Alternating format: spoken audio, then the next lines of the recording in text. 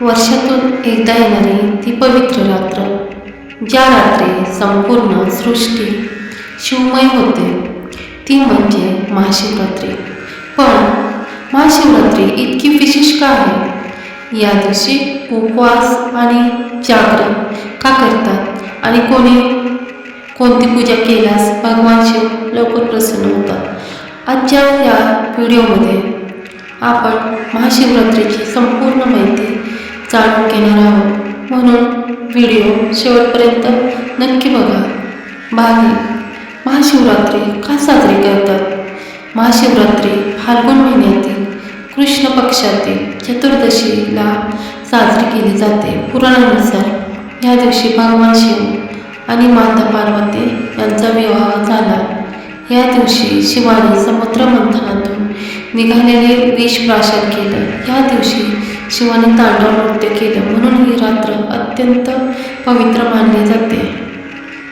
भाग 2. समुद्र मंथन कथा. देव आणि दानवांनी अमृत मिळवण्यासाठी समुद्र मंथन केलं. त्यातून हलाहल नावाचं विष बाहेर पडलं. संपूर्ण सृष्टी नष्ट होण्याची भीती निर्माण झाली. तेव्हा भगवान शिवांनी ते विष प्राशन केलं. माता पार्वतींनी त्यांचा कंठ पकडला आणि विष गळ्यापर्यंत थांबवलं. म्हणूनच शिवांना नीलकंठ म्हणतात. ही कथा आपल्याला शिकवते दुसऱ्यांच्या रक्षणासाठी त्याग करणं म्हणजेच शिवत्व. भाग 3. शिकारीची कथा. एक गरीब भिकारी जंगलात गेला. त्याला शिकार मिळाली नाही. रात्र झाली. तो बेलाच्या झाडावर बसला. खाली शिवलिंग होतं. रात्रभर तो जागा राहिला. त्याच्या हातून बेलाची पानं खाली पडत होती आणि ती शिवलिंगावर अर्पण होत होती. तो उपाशी होता. रात्रभर जागा होता.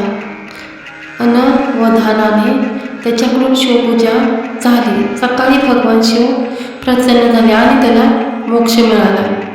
भाव शुद्ध असतील तर भगवान शिव नक्की कृपा करतात. भाग 4. पूजाविधी. तुम्ही सकाळी स्नान करून स्वच्छ कपडे घालावेत. घरात किंवा मंदिरात शिवलिंगाची स्थापना करावी. पाणी, दूध, दही, मध, तूप, साखर अर्पण करावे. बेलपत्र 3 पानांचा असावा. ओम नमः शिवाय हा मंत्र 108 वेळा जपावा. रुद्राभिषेक करावा. लक्षात ठेवा, तुळस अर्पण करू नये. शिवलिंगावर हळद लावू नये. भाग 5. उपवासाचे नियम.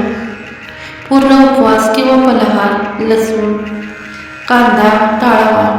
सात्विक अन्न घ्यावं. रात्रभर जागरण करावं. जागरण म्हणजे फक्त जागरण नाही, तर शिवनाम जप करणं. भाग 6.